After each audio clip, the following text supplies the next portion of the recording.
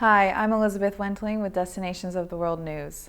We're here in Dubai with Ivanka Trump, founder and operator of the Trump Hotel Collection. Hi Ivanka, how are you? I'm well, thank you. Great, welcome to Dubai. Thank you, I'm glad to be here.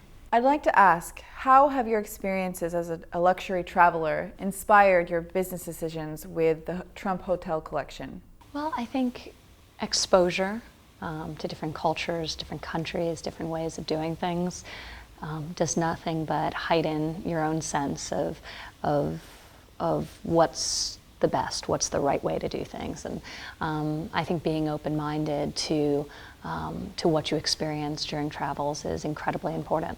Every time I travel, I learn something. I see something different, and I get inspired. So I think it's really core to our hotel company to be highly contextual in terms of each of our properties, to be incredibly sensitive to the cultures in which we're building them, and to make sure that we're responsive to what people in those markets want from a luxury experience. So there's a standardized high quality, and there's an expectation of excellence, but each of the assets feels very intrinsically right within the context of the local market it's built in. Definitely.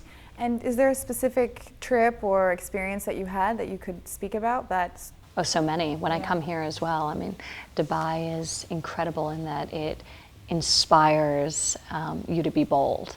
You know, buildings are taller, they're shinier, they're more exciting, there's an energy here.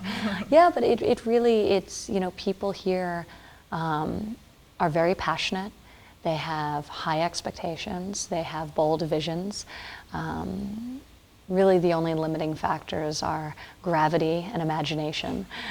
So that's a great environment in which to build. Could you tell us a little bit about the up-and-coming hotel in Baku, Azerbaijan, and why you decided to invest in that region?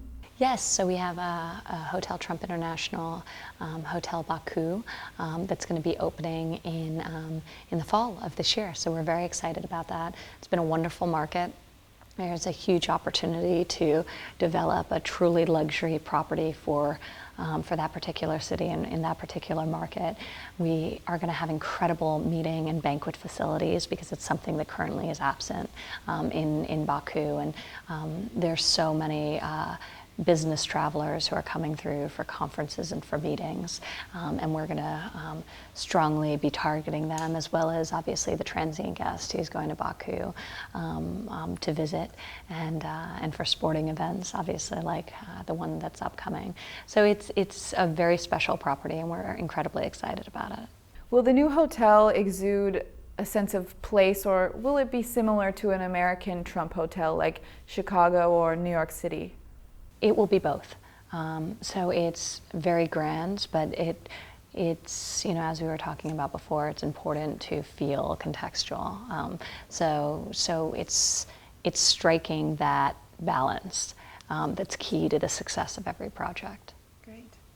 And how do you define luxury? I mean, you yourself experience luxury travel on that. Luxury is about quality. Mm-hmm. It's about product. A lot of people market that they're luxury. They spend a lot of money on collateral materials, on information, on selling the product without spending the money on the product itself, whether that be in apparel and accessories or whether that be in real estate. But luxury isn't just the narrative, it's the actual asset. And it's important to be obsessed with the details and with the execution, because that's what's ultimately differentiates the greatest and the mediocre, or even, you know, the greatest and the pretty good. I also think luxury is something that's always evolving. It evolves, it varies across markets in terms of what people's standards are and what their expectations are. There is always an importance of location in the real estate world. So you can't really have something that you can build a luxury building, but the end user won't view it to be a complete luxury experience if it's in a tertiary location within the context of an urban environment. So that's a core principle. And on that topic of luxury travel, are there any destinations that you're looking forward to visit that you haven't been, any bucket list destinations? I have a few. I've never been to Morocco, and it's a place I'd very much like to visit. I've never been to the pyramids, and I've been to Egypt, but not as a tourist, so that's something that I'd very much like to do. And there are several places in South America I'd love to visit as well. So. Could do a North African trip. Maybe. Yes, I'd love that. Absolutely. Go down to South America.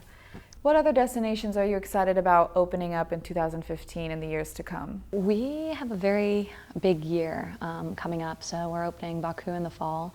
We're going to be opening an unbelievable hotel in Rio de Janeiro in the early spring of 2016. Right on the waterfront. It's spectacular. We're opening a hotel in Vancouver, Canada, in the late spring of 2016. We're opening Trump, DC, in Washington, right on Pennsylvania Avenue, in the summer of 2016. So we have a busy 8 months ahead. It's exciting. Thank you so much for joining us, Ivanka. Thank you. Take care. Thanks for taking the time. And for more essential travel intelligence, please follow us on DOTWnews.com.